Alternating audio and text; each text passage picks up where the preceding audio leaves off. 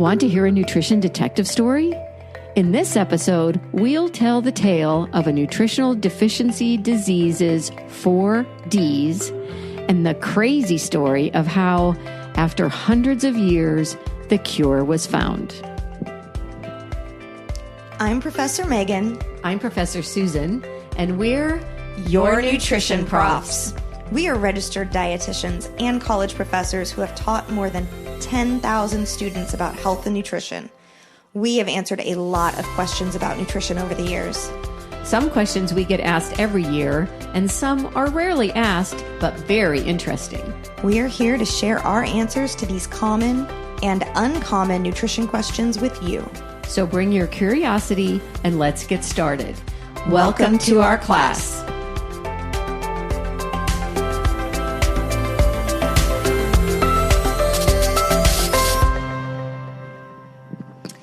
Welcome, everyone. Today, instead of answering a specific question, we're going to tell you a medical detective story.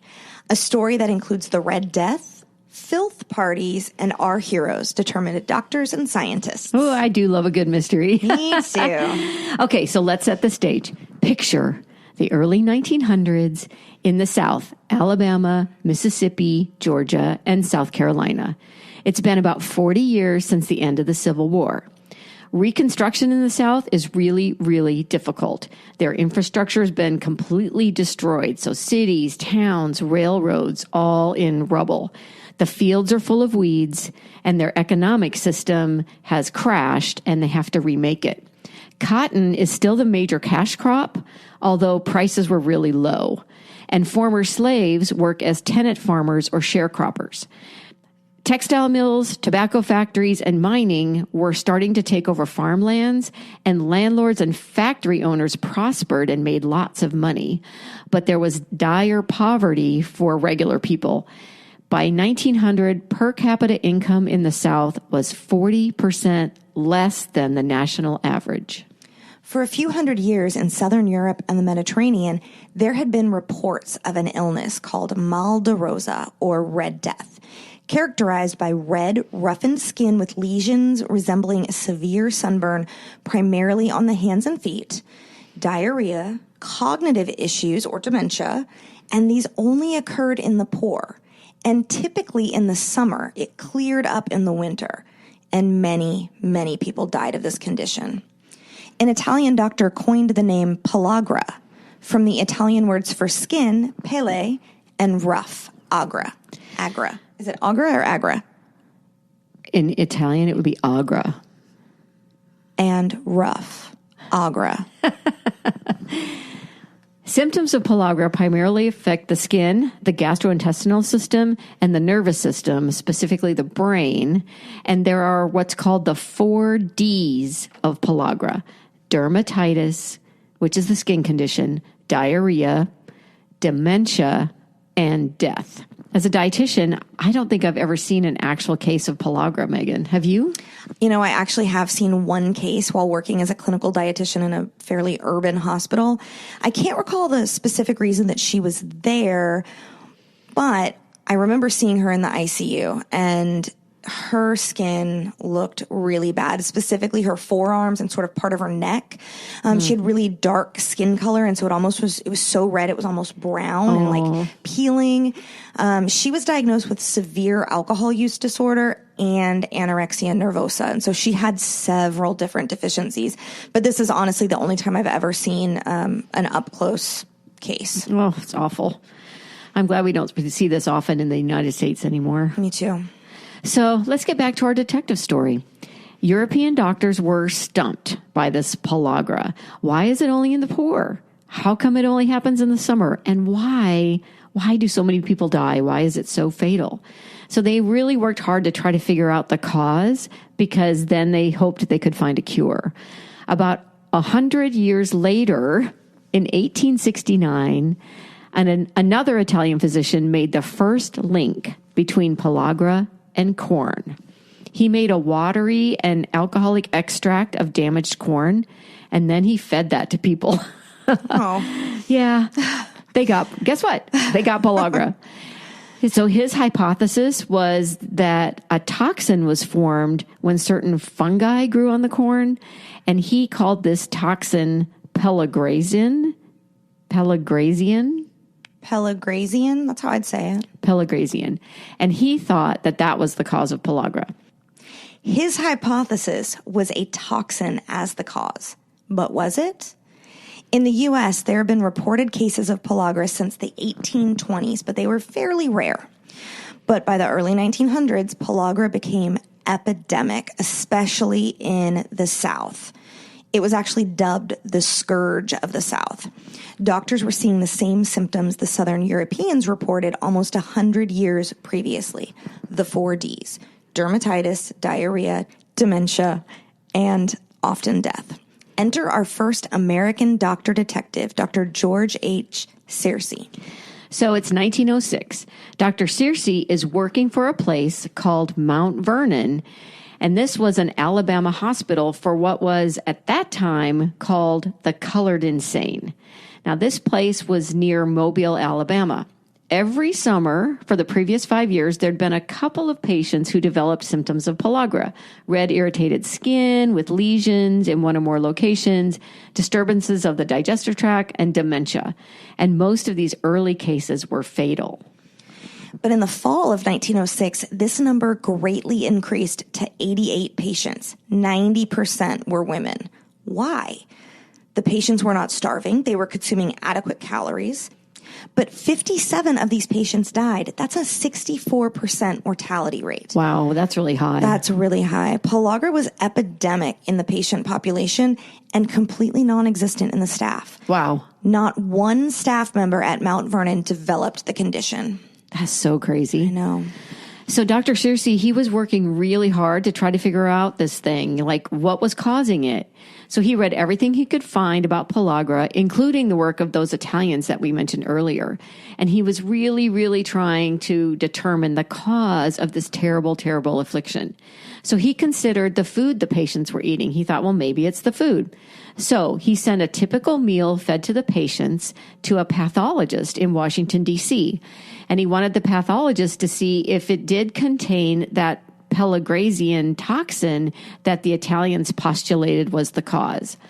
So he got the information back from the pathologist, and the pathologist basically said, this meal is made of moldy grain, and it contained quantities of bacteria and fungi of various sorts. And he said, quote, it is wholly unfit for human use, end quote. Wow. Yeah, that sounds awful. That's terrible. So the food was awful, but the pathologist did not find the Pellagrazian toxin that he was looking for. So there was no toxin. The food was terrible. There must be something bad in the food, but what? So they kept looking, but unfortunately, they also kept feeding this terrible food to the patients in the asylum. They continued to get pellagra. So Searcy also considered exposure to sunlight as a cause because the red lesions were most commonly found on their hands and feet. But lots of people who didn't get pellagra also had the same sun exposure. So he said it's probably not the sun that causes pellagra. In April 1907, Searcy presented his findings at the annual meeting of the Medical Association of the State of Alabama, and he ended with, quote, it is generally accepted now, however, that pellagra is caused by eating a substance formed by the growth of certain organisms in corn. This substance attacks the central nervous system, and the chemical rays of the sun influence, more or less, the severity of the lesions in those regions which are exposed to sun, end quote. He reported that the prognosis for those afflicted was unfavorable. Remember, that death rate is high at 64%. Unfavorable. That's a nice way to say really bad. Yeah. I wouldn't want my doctor to be like, well, it's unfavorable. Yeah, survival is unfavorable. But he also determined that there's no treatment other than good hygiene, good food, and tonics like arsenic, iron, and pepsin preparation. So he rules out the sun as the cause, but it may make the condition worse. And he seems to agree with the Italians that something in damaged corn is the cause. But also, what's up with the arsenic? I know, that's kind of crazy, isn't it? Well, I did a little bit of research, and apparently at that time, tinctures that were made from substances like arsenic and cyanide, they weren't that uncommon as treatments for various conditions. I wonder how that contributed to the high death rate, if at all. That's a good question. I don't know. It wasn't clear. But back to pellagra. In the early 1900s, the diet of poor Southerners contained adequate calories, but consisted of what was called the 3 M's. So meat, but usually it's not meat like we think of it. It's usually just a small amount of pork fat. Meal, as in cornmeal, and molasses, the 3 M's. And risk factors, which are things that make you more likely to develop pellagra, were being poor, working hard labor jobs, and high sun exposure. Some doctors agreed with Dr. Searcy that the cause was something bad in the corn, but others, like the eugenicists, suggested that race or hereditary factors were the cause, because pellagra was found almost exclusively in the poor, including minorities. But we know that is definitely not the case. Definitely not what causes pellagra. But others thought it was spread by vermin, because there are lots of rats and mice around as well. But by far, the most commonly accepted theory at that time was that of germ theory. There must be some pellagra germ that's causing this illness. So in the early 1900s, most of the medical breakthroughs had been related to bacterial or parasitic agents that were infectious. And a lot of Southern doctors were just sure that this was the cause with pellagra. Cases of pellagra continued to rise. In 1912, South Carolina reported at least 30,000 cases with a 40% mortality rate. Things are serious. State commissions were set up to study the condition carefully. Most of these commissions determined it was an infectious germ that caused it, although they couldn't identify it. So Congress got involved and asked the Surgeon General of the U.S. to investigate pellagra. So enter our second doctor detective, Joseph Goldberger. Joseph Goldberger was a New York City-born Yankee and Jew. He worked for the U.S. Public Health Service's Hygienic Laboratory, and eventually that became the National Institutes of Health, or NIH. He was a really gifted doctor and researcher. For the past 15 years, he'd been studying epidemics all over the world, and he had figured out the causes of things like yellow fever, typhoid fever, typhus, dengue fever, and diphtheria. Wow. Yeah. Oh my gosh. Rock star detective. Absolutely. Doctor. And I'm glad he's on the case. That's right. He'd also studied how typhus and measles were transmitted from person to person to better understand infection. So the Surgeon General sent him to the South in 1914 to fight the pellagra epidemic. So he spent most of 1914 and 1950 observing. He traveled throughout the South, taking notes, asking questions, and watching. And 1914 through 1915 were really bad years. There was a massive crop failure and economic downturn, thrusting many into severe dietary restriction, which caused more pellagra. Goldberger noted that pellagra victims consumed the 3 M's diet of the impoverished. Remember, small amounts of cheap, fatty meat, cornmeal, and molasses. His theory: the disease is not infectious, but is a matter of something missing in the diet. So that's unusual, right? Because germ theory is like there's a bug that's causing it. He's saying something's missing. Something's missing. To test his theory and rule out infectious transmission, he began experiments at institutions like orphanages, asylums, and prisons, which are all relatively controlled environments. In institutions that had really high rates of pellagra, he fed people more varied diets that included things like fresh eggs, milk, peas, and oatmeal. When he did that, guess what? Rates of pellagra plummeted. Some asylum inmates saw their dementia get so much better that they were actually discharged. Wow. He did another experiment at a Mississippi prison farm. I'm imagining a place like in the movie Cool Hand Luke. I do love that movie. I do too. I love the hard-boiled egg scene. Oh my gosh. Well, there were no pellagra cases at this prison farm. Inmates were asked to volunteer for the experiment in exchange for a full pardon. That was not very uncommon back then, but of course nowadays we would never do that. It's considered coercive, unethical. We don't. Darn. Yeah, we don't go to orphanages or places anymore. Yeah. But back to this study, a dozen inmate volunteers were isolated in super clean cells to eliminate all chances of infection. And to test the idea of something missing in the diet, they were fed a typical poor Southern diet: biscuits, gravy, grits, syrup. They could eat as much of these things as they wanted. Within months, all of the volunteers got pellagra. The symptoms were so bad that one moaned, "I have been through 1,000 hells." Another allegedly asked to be shot. Oh my God, it must have been awful. Other inmates in the prison ate the typical diet for that institution, which, because it was a farm prison, included fresh vegetables, milk, and some meat. And they had no cases of pellagra. To test the infection idea, Goldberger and his team then tried to catch the disease from the sick inmates, spending a lot of time with them in very close contact, and they couldn't catch it. None of the research team got pellagra, so he concluded it's clearly not infectious. When those 12 volunteers started eating veggies, meat, and drinking milk, pellagra symptoms disappeared, just like magic. Wow. After 7 months of observation, each of the 12 volunteer inmates received a pardon, $5, and a new suit. And then, according to Goldberger, they fled like rabbits from the prison. I think I would have, too. I would, too. So these experiments convinced Goldberger that he was right. It's a problem with the diet. It is not a germ. It is not infection. It's a disease of malnutrition. So how do you cure a disease of malnutrition? You help poor people get fresh food. Seems like such an easy cure. Yeah, now looking back on it, it's like, of course, that's it. We should be feeding people the right food. But he couldn't convince the Southern medical establishment or local politicians that he was right.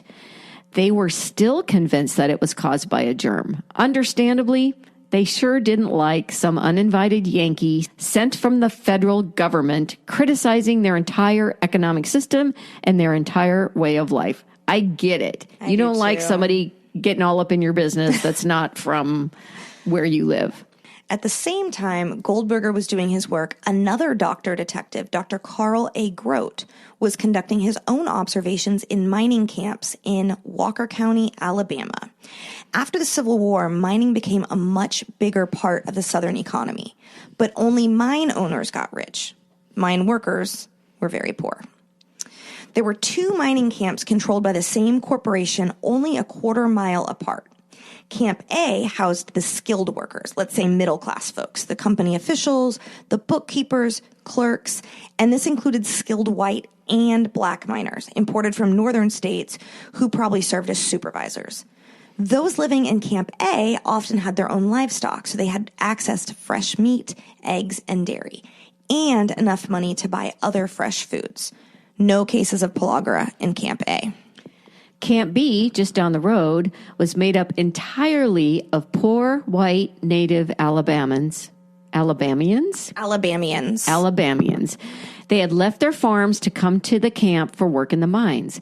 When they came to work in the mines, they sold their livestock and they only had access to the foods they could afford at the camp commissary. They ended up buying the cheapest foods and they lived almost entirely on breads, molasses, very fatty meat, and brown gravy made from lard and flour. They also drank black coffee, but that was pretty much it. These workers, they were unskilled, very poor, and the change in their lifestyle from the farm to the mine put many into severe poverty. Pellagra was very common in Camp B. Both camps bought their food from the same store and used the same type of bathroom facilities. These results were replicated in several different mining camps controlled by different corporations throughout Alabama. So why was there a difference in the prevalence of pellagra in Camp A and Camp B? Well, Dr. Grote concluded 3 things. Number 1, the disease was not racial or hereditary in nature. Black miners in Camp A had no pellagra. Take that. Absolutely. Eugenicists. Number 2, there was a direct correlation between available income and incidence of pellagra. And 3, diet offers the most likely explanation for cause of pellagra and cure, not infection, since the workers from the 2 camps spent quite a bit of time together. They worked together side by side in the mines. And Camp A, still no pellagra. Camp B, lots of pellagra.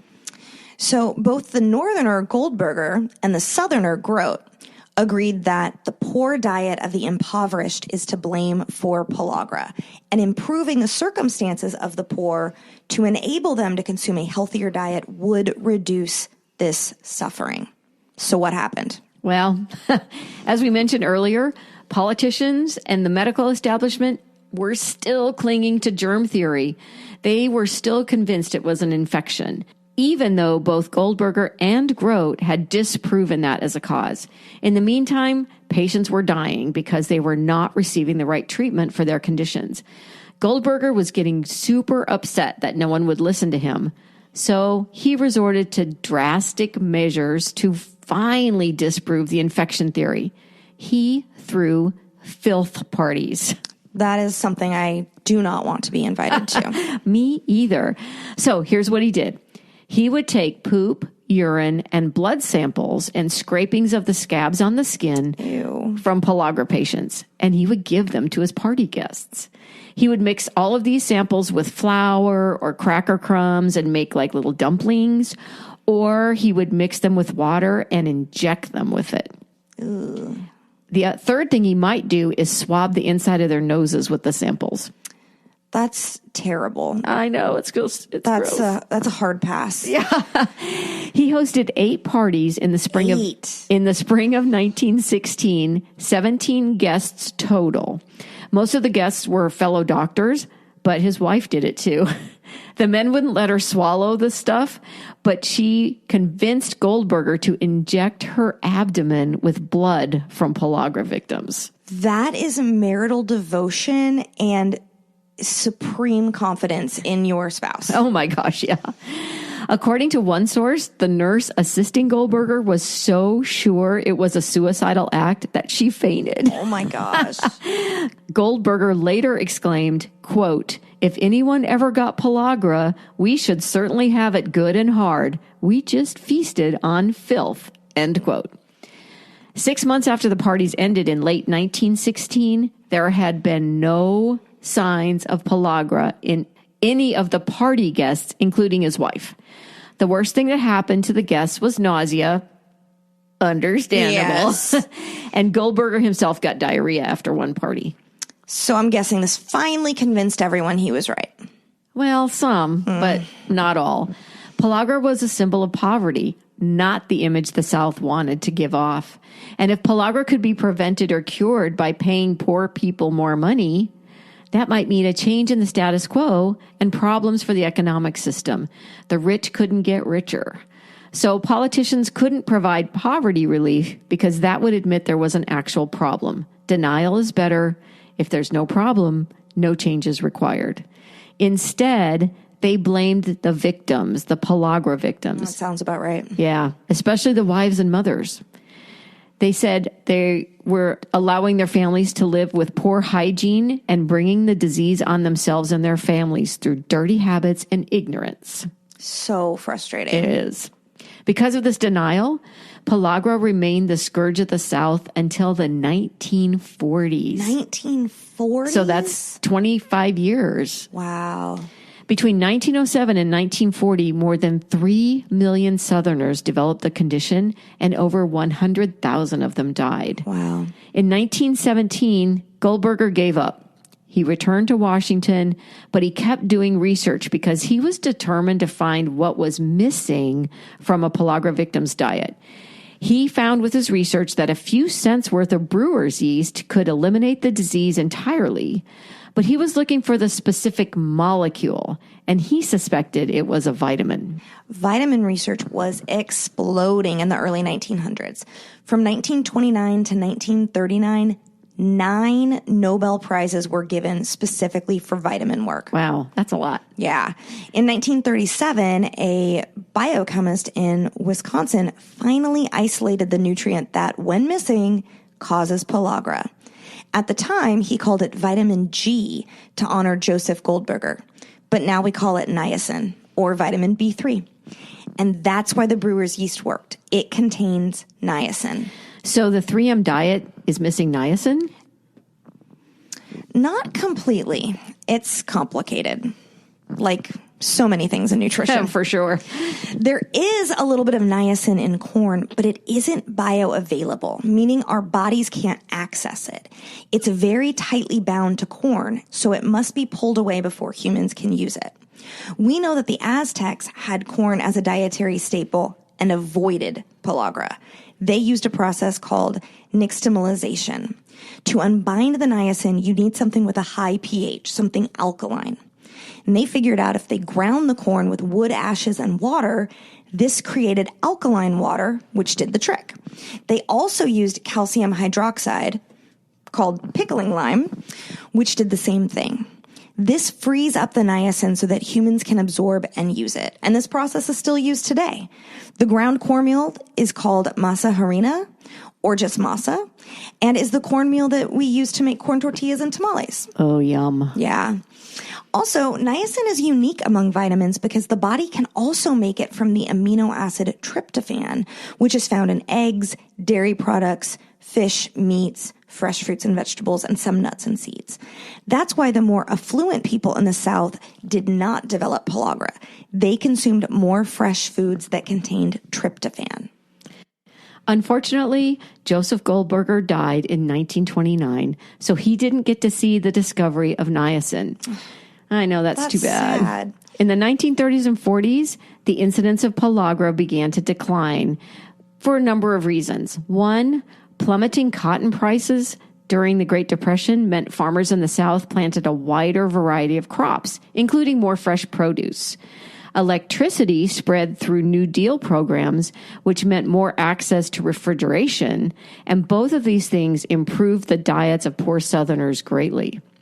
But what finally eradicated pellagra was a law passed by Congress during World War II that mandated the addition of niacin to all store-bought bread. While this exact law is no longer in place, we do have other laws about enriching flour, and one of those enriched vitamins is still niacin. So thanks to Goldberger and the other doctor detectives, it is rare to see a case of pellagra in the U.S., and it's really only seen in people who eat very limited calories or restricted diets, like those with eating disorders or alcohol use disorder, like Megan's patient. Exactly. Goldberger's contributions have been memorialized in a display at NIH headquarters in Washington, D.C. This display includes a comic drawn in 1943 from a series called Real Life Heroes. It called him a famine fighter, and if you get to D.C., check it out. And that's the medical detective story of niacin and pellagra. It's a good reminder that scientific discovery takes time, politics are always involved, and that it takes dedicated scientists to stick with it and find the answers. Thanks for joining us today, and hug a scientist. Absolutely. Join us next time when we will answer the question, why do we get hiccups? Class dismissed.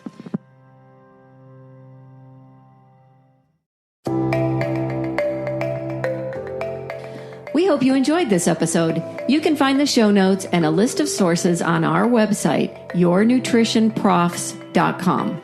Your homework is to follow us at Your Nutrition Profs on Instagram and to listen to our next episode. You can listen on Amazon Prime, Apple Podcasts, Spotify, or anywhere podcasts are found. We'd appreciate it if you'd like us, write a review, subscribe, and invite your family and friends to join us too. If you have a nutrition or health question you'd like answered, let us know. We may do a show about it. Send an email to yournutritionprofs@gmail.com or click on the Contact Us page on our website. Thanks to Brian Pittman for creating our artwork. You can find him on Instagram at BrianPittman77. See you next time.